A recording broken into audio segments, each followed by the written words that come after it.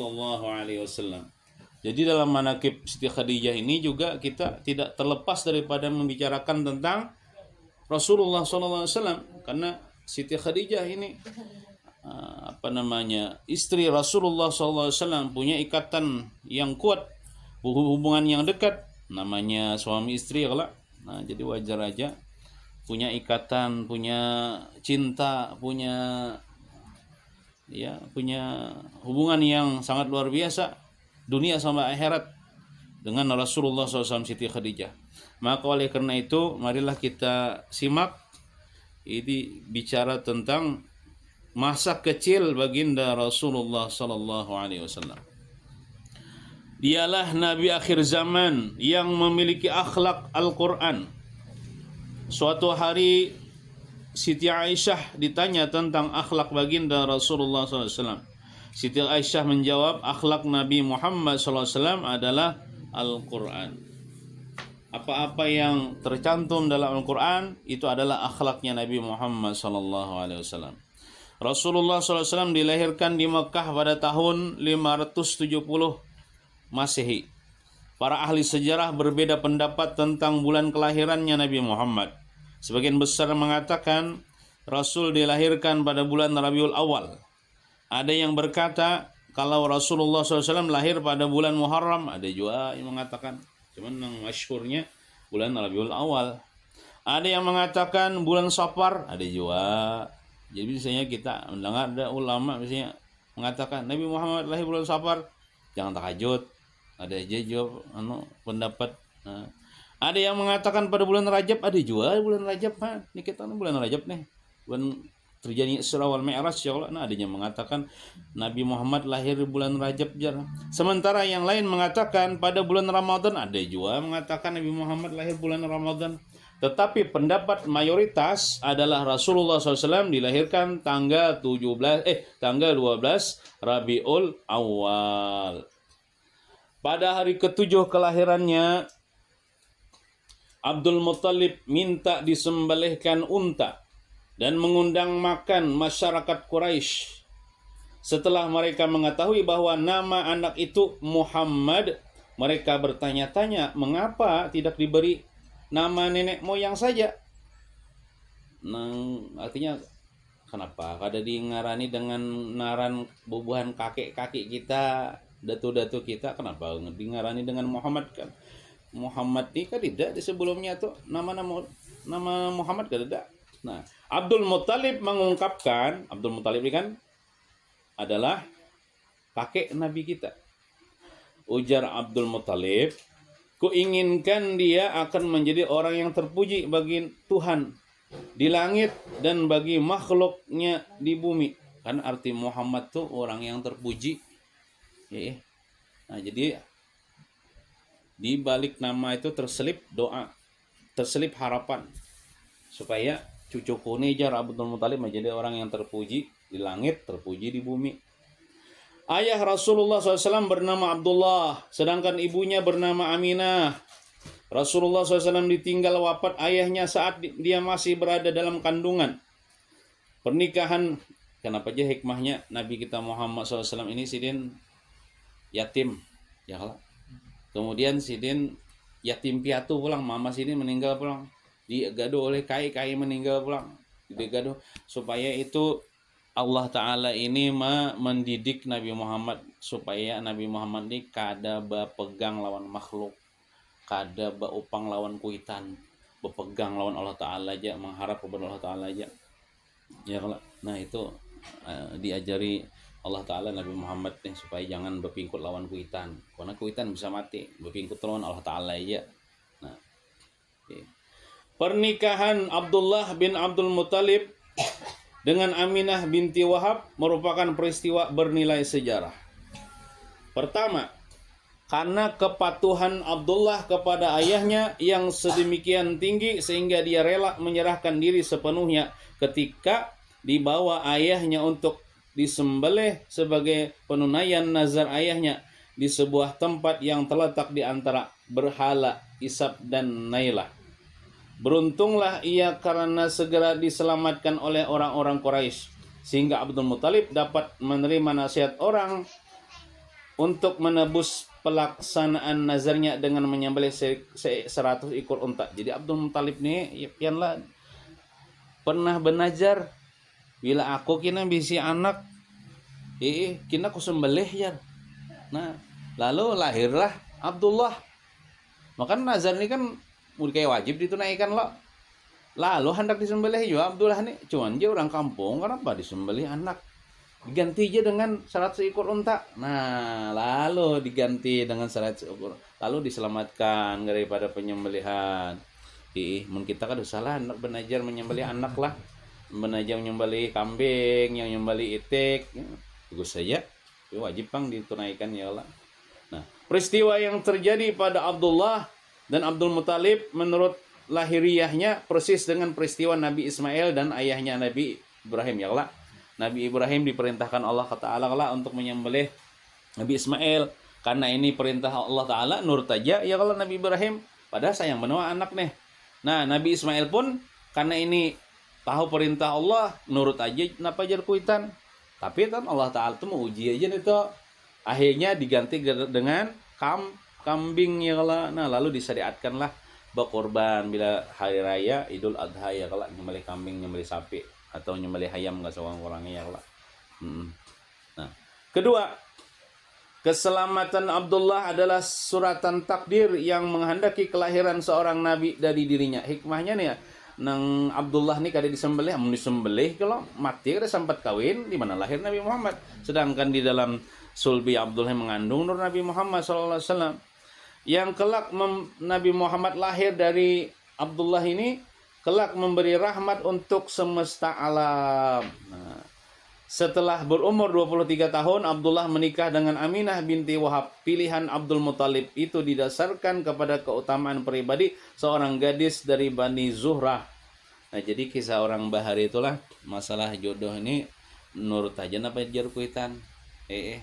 Nah, jadi kita ambil jauh pelajarannya kalau bahwasanya masalah jodoh ini perlu benar restu kuitan. Soalnya restu kuitan tuh mempengaruhi dalam kita hidup dalam rumah tangga. Jadi, kayak apa aja pian lah. Kita nih memilih gadis bunga si Allah cantik tapi menkuitan kada merestui bisa kacau dalam rumah tangga tuh. Karena restu kuitan itu ya restu Allah Ta'ala. Nah, jadi misalnya kita juga memilih kita misalnya hendak kawin memilih gadis, kita bawa, kita perkenalkan lawan kuitan kita rayu kuitan kita supaya merestui. Nah, itu maksudnya. Walaupun itu pilihan kita. Mun orang bahari kan sepenuhnya biar najekin bahai jam mencari akan jar. Nah, mun wai ini jarang terjadi itu, kadang-kadang dasar kita nang dapat, cuman harus minta restu kuitan juga kayak itu nah.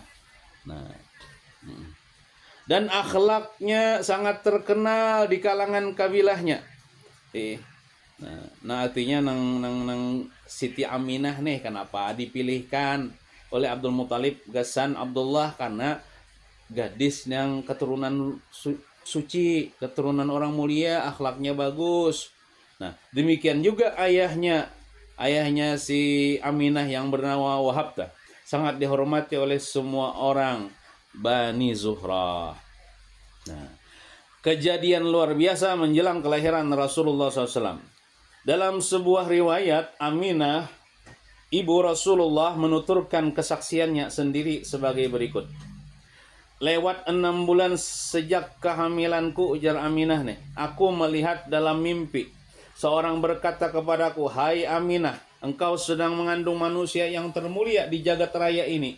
Bila ia lahir, nama ialah ia Muhammad. Tetapi sekarang jangan kau beritahukan hal itu kepada siapapun. Nah, ketika itu kata Aminah, tidak ada yang mengetahui keadaanku karena aku berada seorang diri di rumah. Mertuaku Abdul Muthalib sedang tawaf di Baitullah. Aku mendengar suara gemuruh dan melihat sesuatu yang menakutkan. Tidak lama kemudian kulihat sayap burung berwarna putih mengusap-ngusap dadaku sehingga aku tidak lagi merasa takut. Aku lalu menoleh, tiba-tiba kulihat di dekatku ada minuman berwarna putih jernih. Lalu kuteguk minuman itu. Kulihat di atasku cahaya terang benderang menjulang tinggi. Di dalam cahaya itu tampak sejumlah wanita bertubuh tinggi, seolah-olah mereka itu putri-putri Abdul Manaf. Mereka berada di sekitarku. Aku merasa sangat heran. Dalam hati aku berkata, alangkah beruntungnya pertolongan datang. Tetapi dari mana mereka tahu keadaanku? Sumber berita lain menyatakan ketika itu Aminah berkata, wanita-wanita itu memperkenalkan namanya kepadaku. Kami ini adalah Asiyah. Kami ini adalah Asiyah istri Fir'aun. Jadi kan roh-roh orang-orang saleh bahari itu hadir. Asiyah kan, Asiyah ini kan zamannya Fir'aun. Asiyah ini kan istri Fir'aun, cuman mati syahid. Dia beriman dengan Nabi Musa. Dia tidak mengikuti Fir'aun. Nah, saya Maryam binti Imran hadir juga. Makanya dalam merawi maulid itu kan hadarat bi taufikillah as-sayyidatu Maryam wa sayyidatu Asiyah aja hadir dalam kelahiran Rasulullah, Siti Maryam, Siti Asiyah. Dan yang lain-lain itu adalah bidadari hadir juga. Mendengar itu aku terperanjat, kata Aminah nih. Tak lama berselang mendengar suara gemuruh lebih dahsyat daripada yang kudengar pertama kali. Tiba-tiba aku lihat sutra putih terbentang di antara langit dan bumi. Kudengar suara berkata, pakailah itu, jangan dilihat orang lain. Nah, ketika aku mendongak ke atas, tiba-tiba kulihat sejumlah pria yang sedang berdiri di angkasa. Mungkin malaikat kulah. Masing-masing membawa kendi perak. Kulihat juga sejumlah burung berdatangan. Demikian banyaknya hingga memenuhi kamarku. Nah, kejadian aneh yang dilihat oleh Aminah ketika hamil mengandung Rasulullah SAW. Paruh burung-burung itu laksana zamrud dan sayap-sayapnya laksana yakut. Kemudian Allah mempertajam penglihatan mataku sehingga aku dapat melihat bagian-bagian timur dan barat di permukaan bumi. Jadi Siti Aminah ini kasyaf sini melihat tembus ke timur, tembus ke barat penglihatan sini nih. Kulihat 3 bendera terpancang tinggi. Bendera pertama terpancang di bagian timur, dan yang kedua terpancang di bagian barat, dan yang ketiga terpancang di atas Ka'bah. Dalam mimpi aku merasa seolah-olah sedang melahirkan Muhammad. Ia kupandang beberapa saat, kemudian kulihat ia bersujud seraya mengarahkan ujung jarinya ke langit, seperti sedang berdoa dengan khusyuk dan tunduk. Kemudian tiba-tiba kulihat awan putih bergumpal-gumpal mendekati kepalaku, hingga meliputi semua yang berada di sekitarku. Tetapi tidak lama kemudian menghilang. Aku lalu mendengar orang berseru, bawalah dia berkeliling bumi dan masukkanlah ke dalam laut agar semua orang mengenal namanya, sifat-sifatnya, bentuk penampilannya, dan agar mereka memberitahu kepadanya bahwa dia adalah Al-Mahdi, maksudnya sang penghapus kekafiran di muka bumi. Di masa hidupnya, tiap syirik yang muncul akan dihapusnya dalam waktu singkat. Yang kulihat lenyap, ujar Aminah. Nah, dalam riwayat lain, pada saat Nabi Muhammad lahir, malaikat Ridwan, malaikat penjaga surga, membisiki telinganya, wahai Muhammad, jangan malaikat Ridwan, semua ilmu dan pengetahuan tentang hal-hal gaib yang dimiliki oleh para nabi dan rasul sebelum engkau, Allah akan memberikannya kepadamu. Bahkan engkau akan mempunyai ilmu pengetahuan yang lebih banyak daripada yang mereka miliki. Dan engkau akan menjadi nabi yang paling tabah, paling sabar, dan paling berani. Muhammad bin Sa'ad menyampaikan sebuah hadis yang berasal dari Ibnu Abbas yang menuturkan bahwa Aminah berkata, pada detik kelahiran Muhammad, keluar pula bersamanya sinar cahaya yang menerangi muka bumi dari timur sampai barat.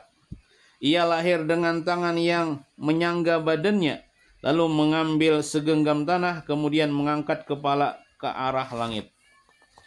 Imam Tabrani menyatakan hadis serupa dan mengatakan dia lahir dalam kondisi tangan menggenggam, sedangkan ibu jarinya menunjuk lurus. Kayak ini, kayak orang tahiyat tuh. Seperti orang yang sedang bertasbih. Nabi kita dah lahir tangan sidin. Fatimah binti Abu Al-Ayyash Al-As-Saqafiyah menyatakan kesaksiannya, aku hadir pada saat Muhammad SAW lahir. Dilahirkan, kulihat seisi rumah penuh dengan cahaya terang benderang. Kemudian kulihat juga beberapa bintang turun dan mendekat seolah-olah hendak jatuh ke tanah. Ibu susuan Nabi Muhammad SAW menuturkan bahwa Aminah pernah berkata padanya, ketika Muhammad SAW keluar dari rahimku, kulihat percikan cahaya yang menyinari semua permukaan bumi, hingga aku dapat melihat-lihat gedung-gedung istana di negeri Syam. Mereka mengasuh dengan cinta. Siapa yang mengasuh Nabi Muhammad SAW? Yang pertama yang mengasuh Nabi Muhammad adalah Halimatus Sa'diyah, seorang perempuan yang sangat beruntung. Dia menyusukan dan menitipkan bayi sudah menjadi tradisi masyarakat Arab pada masa itu. Biasanya datang rombongan wanita dari pegunungan Bani Sa'ad ke Mekah untuk menghubungi ibu-ibu yang baru melahirkan anak dan ingin menyusukan anak-anaknya kepada mereka. Mengambil upah menyusui anak orang. Itu sudah menjadi tradisi di kalangan Arab hari. Dataran tinggi permukiman Bani Sa'ad terletak di sebelah timur Mekah, kurang lebih sejauh 50 atau 60 km. Iklim dan udaranya baik untuk perkembangan bayi, sebab jauh dari padang pasir yang tiupan angin kencangnya tiap saat dapat menaburkan debu-debu ke daerah-daerah yang berdekatan dengan kota Mekah. Jadi kayak di kampung Halimatus Sa'diyah ini kayak pegunungan bagus dan asri tempatnya. Jadi bagus untuk pertumbuhan bayi. Halimah As-Sa'diyah berasal dari Bani Sa'ad. Pada mulanya Halimah menolak Muhammad sampai ke Mekah, ya kalau terdudi pulang datangnya ke Mekah. Orang sudah mengambil anak-anak orang sugih. Ada aja orang anak yatim juga menakon. Asal kada aja anak yatim nih upahannya pulang, abahnya meninggal, siapa mau upahe? Nah, sempat menolak Halimah nih, tapi belum ketemu lagi lawan Nabi. Seperti para pengasuh yang lain. Sebab saat itu Aminah bukan orang kaya. Laki meninggal ya Allah. Tak heran jika para ibu asuh dari Bani Sa'ad itu tidak menghiraukannya. Namun karena Halimah tidak mendapatkan bayi untuk diasuh, akhirnya ia membawa Muhammad. Paksa aja kan dia lagi. Daripada kada dapat. Nah, tapi ini memang rezeki Halimah ya kalau sudah diatur Tuhan. Ketika pertama kali melihat bayi Muhammad, tiba-tiba ia merasa senang. Bayi itu kemudian diangkatnya oleh Halimah dan didekapnya ke dadanya. Alangkah senangnya hati Halimah saat bayi itu menggerakkan tangannya meraba-raba susu si Halimatus Sa'diyah menjepai. Lalu dengan serta-merta mendekatkan mulutnya pada puting dan menghisapnya langsung. Maka Nabi kita inilah bila sidin menyusul Halimah pasti memilih nang sebelah kanan. Kada mau sebelah kiri. Nah, Halimah heran, ia tidak menduga susunya akan mengeluarkan air susu sebanyak itu. Kencang, lihatnya. Nah, berkencang berbanyak susunya, kan aneh tuh. Nah, berkat Nabi Muhammad nih. Nah, bayi itu terus menghisap susu Halimah sedemikian lahap. Aminah membiarkan bayi itu menyusu sepuasnya. Bayi itu ya Nabi kita waktu kecil. Sebelum Halimah minta diri meninggalkan tempat, Aminah berkata, bersabarlah, kami akan memberikan jar Aminah nih kepada Halimah nih. Bersabarlah jar, kami akan memberikan upah kepada anda meskipun tidak banyak. Maklumlah anak yatim. Sedikit yang baik lebih utama daripada yang banyak tetapi tidak baik, ujar si Aminah nih. Walaupun kami sedikit memberikan tapi halal. Ibaratnya amunnya itu biar kada diupahi ya Allah. Ini kan membawa berkah nih. Ini kisahnya membawa berkah. Biar kada diupahi ibaratnya tak. Tidak masalah berapapun yang akan anda berikan, saya terima dengan reda dan senang hati, kata si Halimah. Saya sendiri tidak tahu kenapa saya datang kembali menemui anda setelah kemarin saya menolak untuk mengasuh Muhammad, sempat menolak. Cuman karena kada ada lagi, datangnya pulang baksa nah mengambil lawan Nabi Muhammad. Halimah kemudian meninggalkan rumah Aminah dengan membawa Muhammad bersama suaminya. Jadi Halimah ini lawan suami juga. Nah, suami Halimah yaitu Abu Zuaib namanya. Halimah pulang ke rumahnya. Ketika suami istri itu mendekati untanya, hendak naik unta kan. Keduanya berdiri tertegun dan heran melihat tetek itu susu unta betina menggelembung penuh air susu. Untanya nih. Pina montok nih. Susunya kancang. Nah, tetek unta itu lalu diperas dan air susunya diminum mereka berdua hingga merasa kenyang. Asalnya kurus ya untanya. Ini berkat Nabi Muhammad nih. Lebih heran lagi ketika Halimah merasakan payudaranya sendiri membesar penuh dengan air susu sehingga anaknya sendiri dan Muhammad dapat minum dengan puas. Jadi Halimah ini kan sini misi anak juga, anak halus yo nyusuk. Nah, jadi kan tuh saudara sesusul lawan Nabi kita Muhammad. Nah, jadi Nabi Muhammad tuh sini nyusul sebelah kanan, anak Halimah sebelah kiri. Nah, banyak kejadian ajaib yang dirasakan Halimah dan suaminya semenjak mengasuh bayi yang bernama Muhammad nih. Semua kejadian itu membuat suaminya berkomentar, Halimah ya, anak yang kau bawa itu benar-benar mendatangkan berkah. Ya. Pasangan suami istri itu semakin bertambah heran karena meski Halimah dan suaminya meninggalkan Mekah agak belakangan, tadi buliknya nang lain kawan dulu. Namun unta yang mereka tunggangi dapat menyusul rombongan teman-temannya yang pulang dari Mekah terlebih dahulu mengubut untanya. Bekuat untanya. Nah, aneh juga nang bubuhan kawanan Halimah aja kenapa aja ikam tadudi tapi dulu sampainya ke rumah. Ada tahu aja Halimah nih. Nah, sebelum Muhammad disusukan kepada Halimah, ia disusui oleh ibunya sendiri. Nah, Nabi kita Muhammad SAW itu Sidin menyusul lawan Mas Sidin ya Allah sebelum menyusul lawan Halimah nih. Karena kesehatan Aminah yang kurang baik, ia tidak mampu mencukupi kebutuhan air susu untuk putranya. Nah, lalu diupahkan kan. Gegaringan mungkin Sita Aminah jadi kereta api susu menyusu. Sebelumnya ia dibantu oleh Suwaibah al-Aslamiyah, seorang hamba sahaya milik Abu Lahab.